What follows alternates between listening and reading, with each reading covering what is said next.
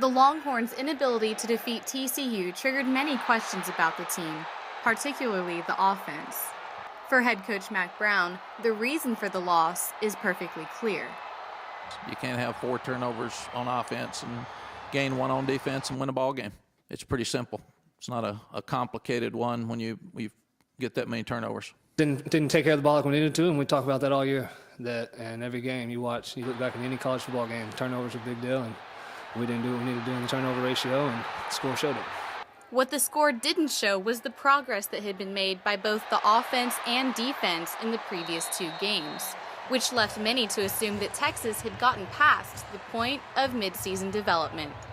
I don't think in college football you're ever past anything. I mean, you got to coach yourself to death every weekend. You go out there and coach whatever shows up and hope that both sides play great. When they don't, you got to adjust to it. And that's what we tried to do tonight. Most of the adjustments came at the quarterback position, shifting between David Ash and Case McCoy throughout the game. With uncertainty reemerging at this role, offensive coordinator Brian Harsin says there's something that both quarterbacks can expect. You're going to have momentum changes. You're going to have problems, especially at that position. You know, and you, like we talked about, way too much credit and way too much blame at the quarterback position, and that's what comes with it. The loss to TCU came with a hefty price tag, costing the Horns their chance at a Big 12 championship as well as a BCS bowl game. It's not an expense that Texas can afford after spending the past 2 seasons in rebuilding mode.